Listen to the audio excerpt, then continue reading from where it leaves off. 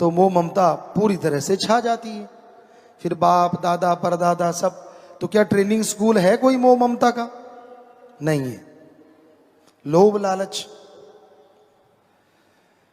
इसके training school हैं कहीं कहीं कि लोगों की जेब कैसे काटनी है पता भी ना चले। बिजनेस के तरीके सिखाए जाते हैं, लेकिन लोभ लालच का कोई स्कूल नहीं है।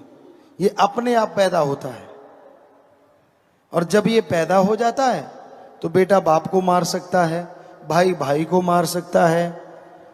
क्योंकि लोभ लालच के कारण आपने सुना होगा जगह जगह कत्लो गारत मच जाती है। एक ही खून होता है, सके भाई होते हैं दो, सकी बहनें होती हैं, लेकिन उनमें दरार आती है ज्यादातर लोभ लालच के कारण। एक का काम अच्छा हो गया, एक बेचारी थोड़ी सी गरीब रहेगी, तो वो उसे बात ही नहीं करती। बात करेगी तो यूं जैसे नौकर हो। हमने ऐसा सुना नहीं, देखा भी है।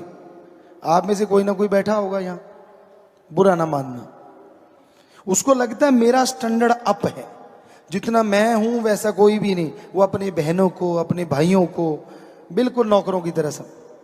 तो ये बिल्कुल गलत है। ये है लोभ लालच और अहंकार। अहंकार का भी कोई स्कूल नहीं। बिना वजह अहंकार करते रहेंगे। कोई थोड़ा सा काम अच्छा कर लिया, यूं मैं ये कर दूं, मैं वो कर दूं, और कई बार थूक के चाटना पड़ता है। वो काम होते नहीं, बाकी सारे हंसते हैं, क्यों भाई कर लिया। ये बड़बोले ना बनो तो ठीक नहीं। ज्यादा बड़बोला बनते हो, ज्यादा अहंकार दिखाते हो तो दुखी होना पड़ता है। ईगो और अणक गैरत दो अलग चीजें हैं। गैरत होती है बंदा एक बार पर्ण कर ले, जान जाए तो जाए, पर वो पर्ण ना कभी जाए। ये है हमारी संस्कृति। पीर फकीर के सामने अगर पर्ण कर ले तो फिर तो बदलने का कोई मतलब ही नहीं है कि हां मैं ये कर्म नहीं करूंगा, तो नहीं करेगा, बस भूल जाओ कि वो कर्म है भी। जो ऐसा करते हैं वही इस जहान में, अगले जहान में रूहानियत की बहुत ऊंची पदवी को हासिल करते हैं। यानी यहां तमाम खुशियां मिलती हैं, बेगम रहते हैं, खुश रहते हैं, और अगले जहान में भी माला माल रहते हैं। अहंकार को मार है। जो कोई अहंकार करता है उसे मार पड़ती है। कभी भी आप देख लो, पानी जो होता है वो टीलों के ऊपर नहीं बल्कि नीची जगह आके इकट्ठा होता है।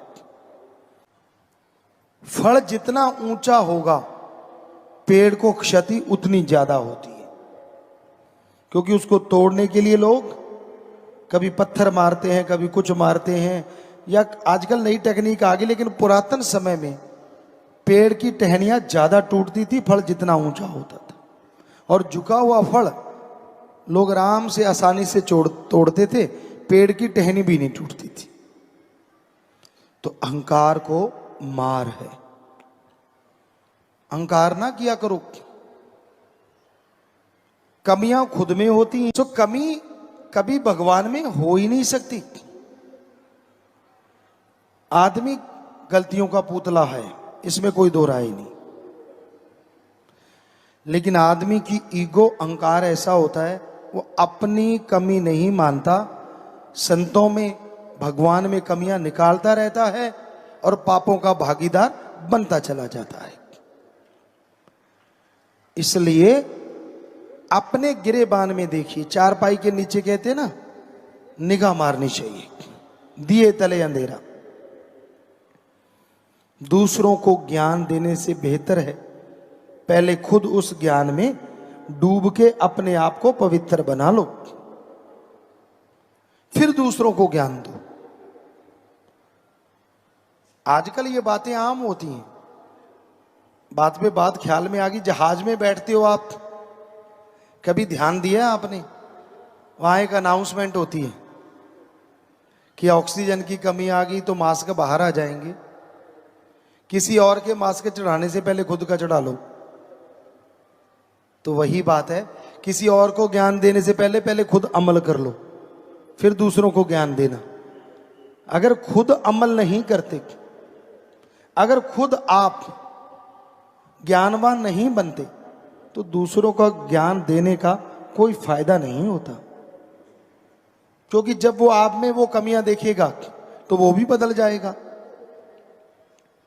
इसलिए संत ज्ञान बताते हैं, क्योंकि गुरु की कृपा से, सतगुरु की दया में रहमत से, सतगुरु उनके अवगुणों को, उनकी बुराइयों को 100% साफ कर देता है और फिर वो ज्ञान देते हैं, भक्ति करते हैं। तो जो भी कोई उनकी बात मानता है उसके अंदर बाहर माला माल होता चला जाता है। गुरु की डार नहीं होती। थोड़ा सिमरन करने लग गए, थोड़ी भक्ति करने लग गए, इसका मतलब ये नहीं होता कि वो गुरु बन गया। गुरु की निगाह में तो सिर्फ गुरु को देखो, उसका बराबर किसी को दर्जा मत दो। अगर ऐसा आप करते हो तो भक्ति कटती है, क्योंकि गुरु पैसा नहीं लेता, गुरु चढ़ावा नहीं लेता, गुरु धर्म जात मजहब के नाम पे लड़ाता नहीं, गुरु कभी किसी को गलत रास्ते पे चलाता नहीं। तो इसलिए गुरु को मानते हो अच्छी बात है, पर गुरु की भी माना करो, ये सबसे अच्छी बात है। सिर झुका देना, सजदा कर देना, ये रीत है, ये इज्जत करने का एक तरीका है। लेकिन वचन मान लेना, ये रूहानियत पे तरक्की करने का तरीका है। दोनों का एक साथ होना जरूरी है, क्योंकि अगर सत्कार नहीं भगवान के लिए तो भावना पैदा नहीं होती। तो आपके हाव भाव बदल जाते हैं। आप थोड़ा सा यूं करके बैठते हैं, अच्छा क्यों, तेरे पर निकला है क्या? अरे भाई, जैसा तू है वैसा ही अब है और वैसा ही रहेगा, कुछ अलग से नहीं हो गया तेरे। हमने देखा है बच्चे मूंछों पे हाथ मारने लगेंगे या शर्ट को सही करने लगेंगे कि यार मेरे को देखे जा रहा है, मेरे में कुछ है। तो असलियत में ये एक कुदरत ने बनाया था नर मादा। नियम को संतों ने और नियम बना के भावना में मढ़ दिया। पति पत्नी की भावना, बहन भाई की भावना, आकर्षण को भावनाओं में बदल दिया। अदरवाइज तो पशुओं की तरह सिर्फ एक ही स्त्री पुरुष की भावना रहती। लेकिन संतों का जितना धन्यवाद करें, जितना शुक्राना करें, उतना कम है कि उन्होंने भावनाओं को एक नाम दे दिया। अट्रैक्शन को, वो जो आकर्षित होते हैं एक दूसरे के प्रति, उसकी एक नाम रख दिया। तो होता यही है कि हम जब देखते हैं तो हमारी भावनाएं उसका रूप ले लेती हैं। लेकिन कई लोग ऐसे होते हैं जिनकी भावनाएं बेलगाम होती हैं। वो जिसको भी देखते हैं बस एक ही भावना होती है, काम वासना, गलत सोच, नेगेटिव थॉट्स, हर टाइम वही भावना चलती रहती है। इससे तंग आने की जरूरत नहीं है, इससे परेशान होने की जरूरत नहीं है। बस सुमरण करके रोज प्रार्थना करो कि भगवान मेरे में आज जो भी नेगेटिविटी आई, गलत भावना आई, वो कभी आप किसी को कहते हो कि इसका ये हो जाए, उसका वो हो जाए, तो उसके बारे में बोलो कि मेरे ऐसे सोचने से कभी किसी का बुरा ना हो, मेरा गलत सोचने से वो गलत काम ना हो। बस 5 मिनट सुमन कर लो, सारे दिन के पाप का पत्ता साफ।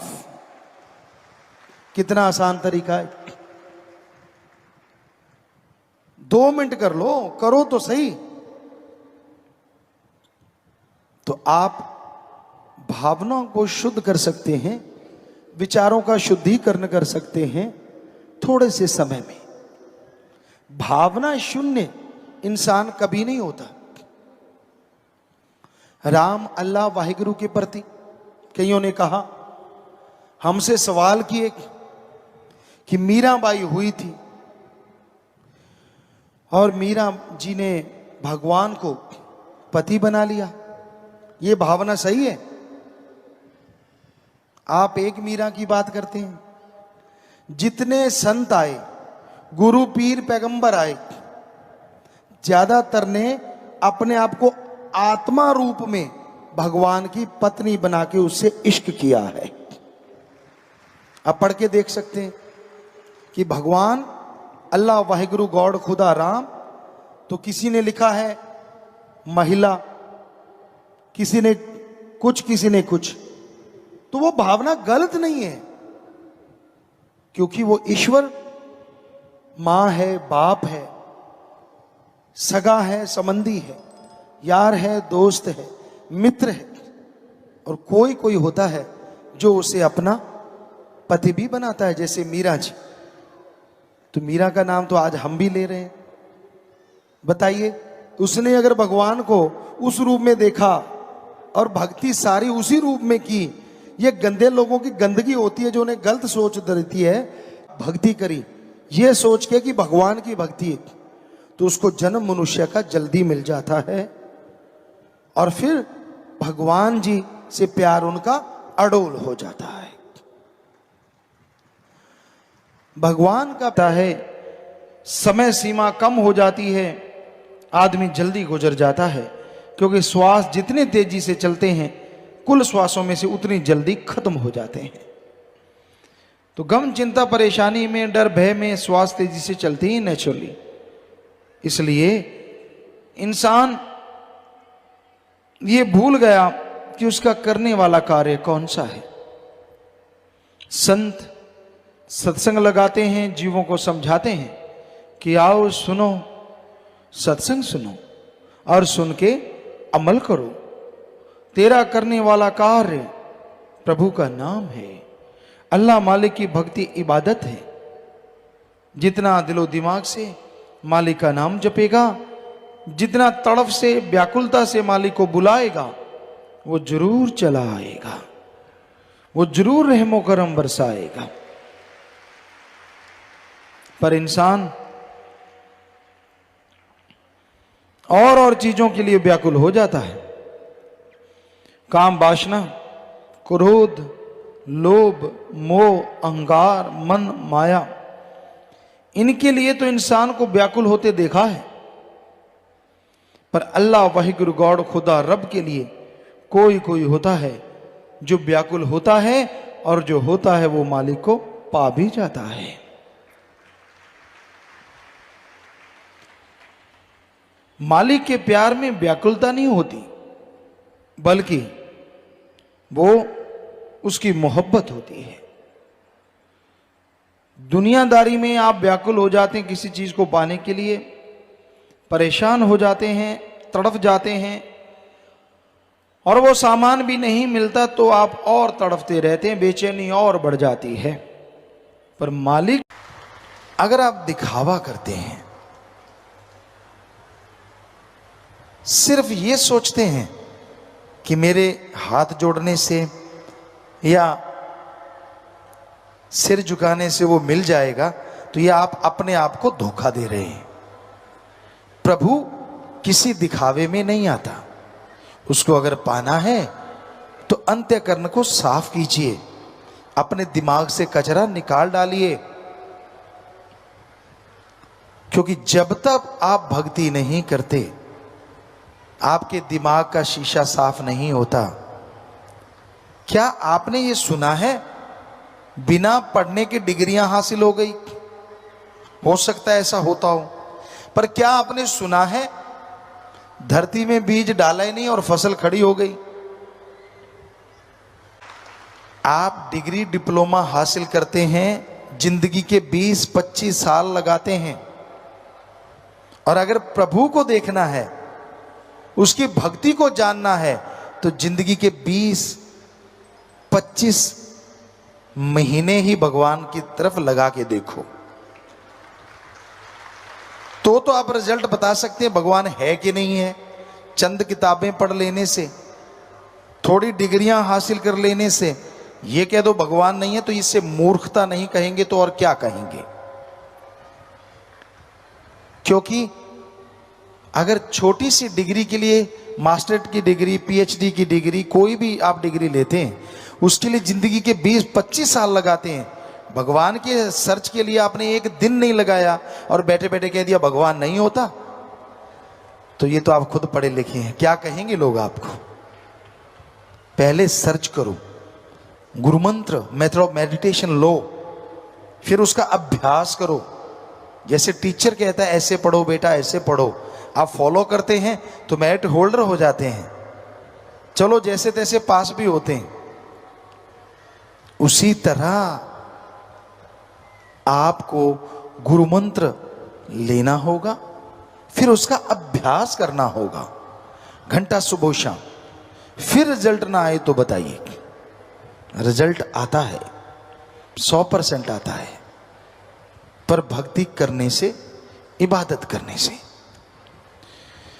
जब तक इंसान भक्ति नहीं करता, दिखावे से भगवान रीझते नहीं, खुश नहीं होते। इंसान को दिखावे से प्रभावित कर सकता है। अच्छे कपड़े पहन लिए, बोलने का सलीका आ गया, थोड़ा दिखाने का ढंग आ गया, आदमी को प्रभावित कर सकता है। लेकिन भगवान को, अल्लाह वाहिगुरु को आप इन तरीकों से प्रभावित नहीं कर सकते। उसको प्रभावित करने के लिए, ताकि वो आपको दिखने लगे, ताकि वो आपके हर अच्छे कार्य में साथ दे और बुराई से आपको रोक ले, ताकि जिंदगी में बहारें छाई रहें, ताकि कभी गम आने ही ना पाए, ऐसा अगर चाहते हो तो भक्ति तो करनी पड़ेगी। आधा घंटा सुबह, आधा घंटा शाम, कम से कम। और महीने में 5-4 दिन परहित परमार्थ, भूखों को खाना खिलाओ, प्यासे की प्यास बुझाओ, बीमारों का इलाज करवाओ। ये है सच्चा दान। कोई गरीब है उसको विद्या दान दो, खून दान दो, मरणोपरांत बॉडी डोनेट, आंखें दान दो। ये है सच्चा दान। अगर कर सको, अगर हिम्मत है आप में, तो ये करके दिखाओ। अपने इर्द गिर्द अपने हाथों से भूखे को खाना खिलाना, या फिर संत पीर फकीर कहीं उस तरह इकट्ठे होके, कोई जैसे साध संगत ने फूड बैंक खोला है, टॉय बैंक खोला है, बुक बैंक, जैसे भी आप कर सकते हैं उसमें हिम्मत कीजिए। यकीन मानिए, मालिक की औलाद की सेवा करोगे तो इनडायरेक्टली वो मालिक की सेवा है, और बदले में वो खुशियां जरूर बख्श देते हैं। पर आज की दुनिया बड़ी सेल्फिश है, बहुत ज्यादा गर्जी है। अपना उल्लू सीधा करने के लिए वो किसी भी हद तक गिर सकते हैं।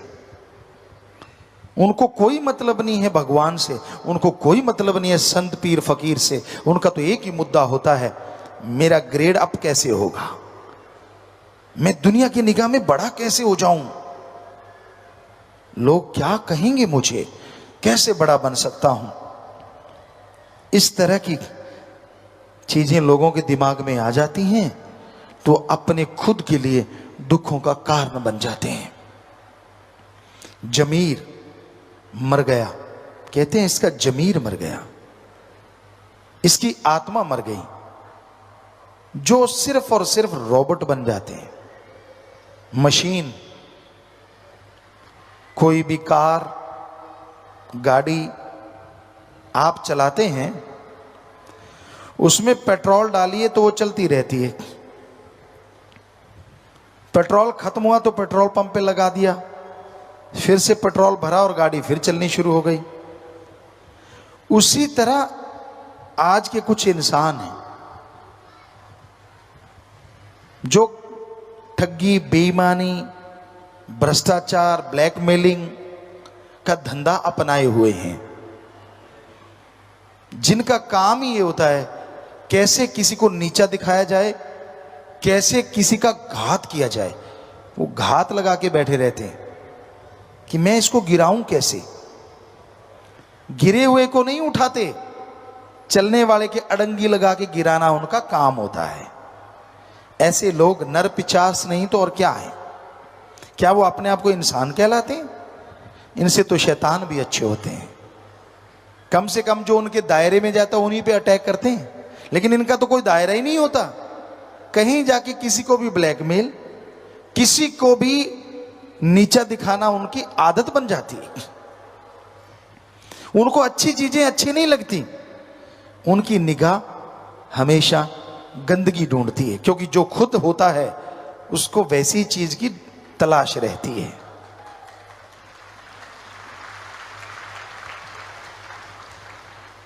अब चंदन के पेड़ के पास अगर कोई पेड़ लग जाए तो उसमें खुशबू आती है। काग को, कौवे को जितना मर्जी सफेदी से पूत दो, वो कूड़े करकट के ढेर में चोंच मारने से बाज नहीं आता। हंस कहते हैं पानी में से दूध निकाल के पी लेता है। तो इस दुनिया में हंस भी हैं लोग और काग भी हैं लोग। हंस जो होते हैं, कमल जो होता है, वो गंदगी कीचड़ में भी खिल के आभा दिखाता है, और काग जो होता है वो 36 प्रकार के भोजन को खाएगा तो सही, पर उसे जो मजा कूड़े करकट के ढेर में आता है वो 36 प्रकार के भोजन में नहीं। इसी तरह के लोग हैं इस दुनिया में। एक होते हैं कि जो अच्छाई देखना चाहते हैं, सच्चाई देखना चाहते हैं, और एक होते हैं जो गंदगी को सच्चाई बनाना जानते हैं। तो तरह तरह की दुनिया है, लेकिन एक भक्त को क्या करना चाहिए ऐसे समाज में या हाथ को हाथ खाए जा रहा है, यकीन के लायक कोई नजर ही नहीं आता। आपसे हंस के बोलेंगे, हाथ मिलाएंगे, पता नहीं जाते कब आपकी जेब काट के ले जाएंगे। मतलब आपको नीचा दिखाने का सामान इकट्ठा कर लें, क्या पता। अगर आप सही हैं तो सबका सत्कार करो, इज्जत करो, सबसे बेगर्ज प्यार करो, क्योंकि जो गर्जी प्यार होता है ना वो टूट ही जाता है एक ना एक दिन, और जो बेगर्ज मोहब्बत होती है वो हमेशा बनी रहती है। सबसे बेगर्ज मोहब्बत भगवान की है, उसकी भक्ति करें, वो आपसे कुछ मांगेगा नहीं। आप भक्ति करेंगे तो उसके बदले में भी आपको सद्बुद्धि बख्शेगा, आत्म बल बख्शेगा, जिसके द्वारा आप दुनिया में तरक्कियां हासिल करते जाएंगे और जीवन खुशियों से व्यतीत कर पाएंगे। आंखों को इस काबिल बनाओ कि आप लोगों के गुणों को देख पाओ। बुद्धि, दिमाग को इस काबिल बनाओ कि आप लोगों के गुण ग्रहण कर पाओ। आपको एक थ्योरी कई बार समझाई जो कि सच है। अगर आप अपने अंदर की कोई चीज देखते हो और बार बार अपनी किसी चीज को दोहराते रहते हो, वो आपके अंदर से चली जाती है। दूसरों की किसी चीज को अगर बार बार गाते हो, वो आपके अंदर आ जाती है। उदाहरण के तौर पे, अगर आप अपने अंदर के गुणों को ही देखते रहते हो, मैं बड़ा गुणवान, मैं ये हूं, मैं वो हूं, धीरे धीरे वो अहंकार का रूप धारण कर लेते हैं और अवगुण हो जाते हैं। हाँ, अगर आप अपने अंदर के अवगुण देखते हो कि यार मेरे में ये कमी, मेरे में वो बुरी आदत, कभी अपने लिए टाइम निकाला करो।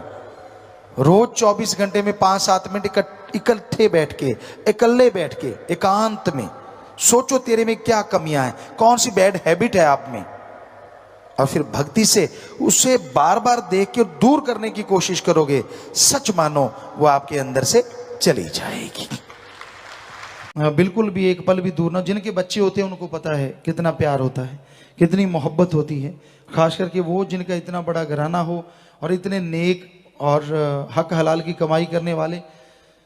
कई बार ऐसा भी होता, सत्संगों के बाद भी हम यहाँ से एक बार शायद मध्य प्रदेश के झाबुआ साइड में चले गए सत्संग करते करते। वहाँ नंगे लोग रहते थे। राजस्थान के जोधपुर साइड में कोटड़ा और झाड़ोल तहसील। तो किसी ने बता दिया बाबूजी को, वो घर में रहते थे, गुरुसर मोडिया, यहाँ भी कोठी थी, यहाँ भी रहते थे। तो उनको बता दिया कि वो इतनी दूर गए हैं और वहाँ आदिवासी हैं जी, वो नग्न रहते हैं, नशे करते हैं और जहर बुझे तीर मारते हैं, किसी की सुनते नहीं। तो पिताजी तो वहाँ सत्संग करने गए हुए हैं। बस इतना सुनना था। 2-3 दिन लूज मोशन लग गए और खून के लूज मोशन चलते रहे कि हाय, क्योंकि बाप वाली जगह, बाप वाली अपनी, वो इतना बेहद हमसे प्यार करते थे, हम उसका वर्णन नहीं कर सकते। जब हम कहते हैं तड़फने लगे, व्याकुल हो गए, बुरा हाल कि कैसे हो, बस मेरे पास आए सीधे। वो कोई ऐसा कारण बना, क्योंकि परम पिताजी के पास जब आए थे तो ये कहने लगे भी हम इनके बिना नहीं रह सकते, सारी जमीन ले लो, जायदाद ले लो, हमें एक कमरा दे दो, गुरु गुरु कर लिया करेंगे। हमने क्या करना है जब सब कुछ ही यहाँ आ गया, मेरा तो सब कुछ ही है। तो परम पिता कहने लगे नहीं नहीं, हम आपसे कुछ भी नहीं लेंगे, ऐसा कोई कुर्बानी नहीं, आपकी ये बहुत बड़ी कुर्बानी है जो ले रहे हैं। तो हमेशा लोग आपको याद रखेंगे और महान कुर्बानी है, और हम तो इनसे ले नहीं रहे, इनकी झोली में दोनों जहान की खुशियां डाल रहे हैं। तो बेप्रभा जी से फिर कहा कि जी कभी आ जाया करें हमारे वहाँ 15 दिन के बाद, महीने बाद। बेप्रभा जी कहने कोई बात नहीं, हम कहेंगे, देख लिया करेंगे। तो हम जब वहाँ झाबुआ से या उस साइडों में सत्संग कर रहे थे तो वो तड़फ रहे थे, ऐसे खून का लूज मोशन लग गए।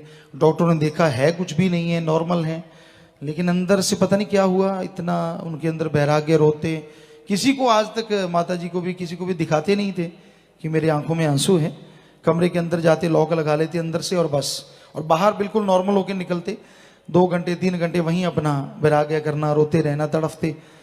तो जब वो ऐसे तड़फ रहे थे तो वहीं से हम सीधे गुरुसर मोडिया आए और पहले ही कहने लगे कि सत्संग हो गई माता जी को, बच्चों को, कि यहाँ आएंगे संत जी, हमें संत जी कहते, यहाँ आएंगे, सीधे आएंगे। कहने लगे हो ही नहीं सकता, कोई रास्ता ही नहीं है इधर से, वो तो उधर से आएंगे जयपुर साइड से और सीधा सरसा जाएंगे। वो ऐसा कुदरत हुआ कि वाकई उस रास्ते से आए और अचानक हमने कहा कि भी अपने गुरुसर मोडिया चलना है, वहाँ से होके चलेंगे। और जब वे जैसे वहाँ पहुँचे तो बस बड़े खुश। शाम का टाइम था और रात रुके, तो बस वो ये नहीं होता था कि हमसे कोई ज़्यादा बात करें, तो बस बात आ गए, खुश, कोई लूज मोशन नहीं है, खाना सही है, सारा कुछ ठीक हो गया। एक पल में आराम से बाजू सराहने देते और सो जाते। तो माता जी कई बार कहते कि आप तो बड़े तड़फ रहे थे कि भाई आएंगे, बात करें। कहते नहीं, बस मुझे दर्शन हो गए, मुझे और कुछ नहीं चाहिए, बस आंखों में आंसू भर के सो जाते, पूरी गहरी नींद। कहते अब बस कोई फिक्र नहीं। तो इस तरह एक अलग तरह का प्यार, हमारे सामने आते, कभी कुर्सी पे नहीं बैठते, जोर लगाते। तो साथ संगत भी उस दिन को, जो भी आप आए हैं, भागों वाले, दृढ़ विश्वास वाले और एक परमार्थ वाले आप लोग आए हैं, तो बस मालिक से ये दुआ करेंगे कि मालिक आपके घरों में, आपके माँ बाप, आपके परिवारों